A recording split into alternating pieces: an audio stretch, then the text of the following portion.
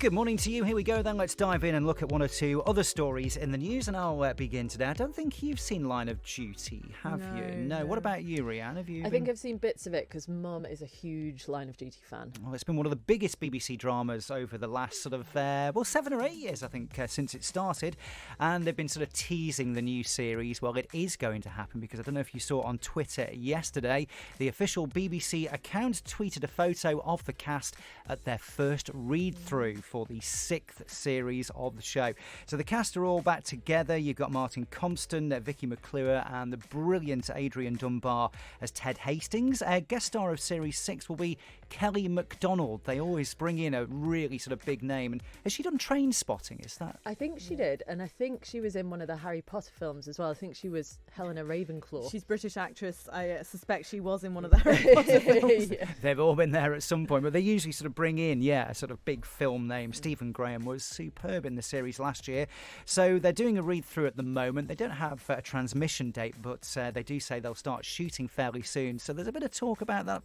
It might be part of the BBC's big autumn lineup. And you wonder, 6 series, do you think it can kind of keep going, or is it going to run out of steam? I don't know. I always admire Ricky Gervais because he always kind of does the 2 series and done, because it's very easy for people to get greedy, isn't it? That is the thing, but lots, and I mean lots of unanswered questions still in Line of Duty. So, it is definitely coming back. The cast are reunited, doing a big read-through at the moment. So, Alex, what have you got for us this morning? Mine is a nice little local story I wanted to talk about this morning, because this is something that one of our local brewers have put out, and something I think many people might be interested in.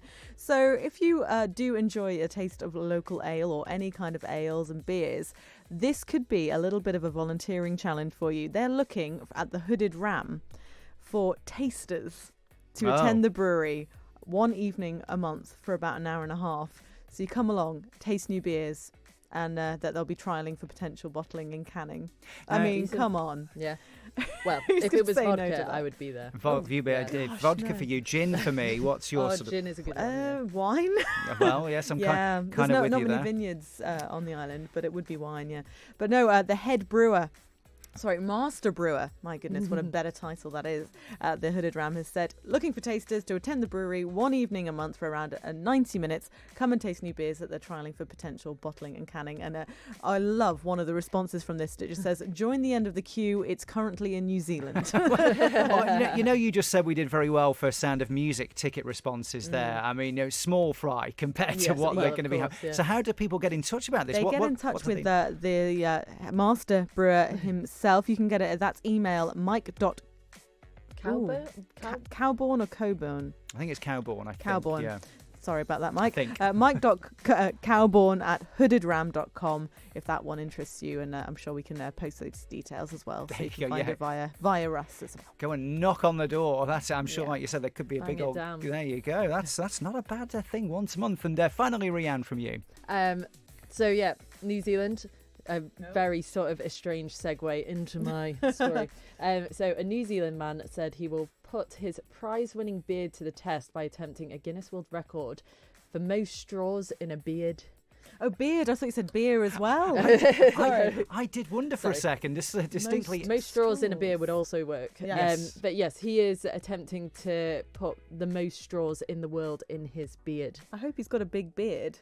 One would assume. He's trying to beat Joel Strasser, who managed to fit 312 straws in his beard. But I just wonder, what don't they do a world record of, do you think? Yeah, that's true. I mean, there's everything, isn't there? I mean, that is a bizarre one. You wonder where they come up with these, straws in a beard. I mean, Just imagine someone sat at home, maybe after like a brewery tasting, putting a straw in his beard and then just being like, I've got something. This is a winner here. It's definitely a drunken night thing, isn't it? That started by accident. So, I mean, I've got a bit of stubble at the moment. I wouldn't get many in mine. I don't think you could get half one of a straw in your beard. But then could you attach a straw to another straw? Would that count? Oh. See. Do you know, this isn't also very good for my environmental side. Because we've yeah. recently purchased at home glass straws, reusable straws, and they excite me no end. I just use them in any kind of drink. I have a big glass of squash with my straw. There you go. It's great. So maybe they should be glass straws. Stop Or- wasting plastic. There you go. Could be a whole new thing, a world record with reusable straws. There you go. So there you go. If you watch the video of this, we'll post it online later. Alex is holding up a slogan. I didn't know isn't what she? you're doing. I was like, are She's you going there. to drink from that or what? Look at her first Yeah. day back, and she's on the can I soapbox say? already, isn't she? There we go. Brilliant. So, well, there we go. An interesting world record, that's for sure.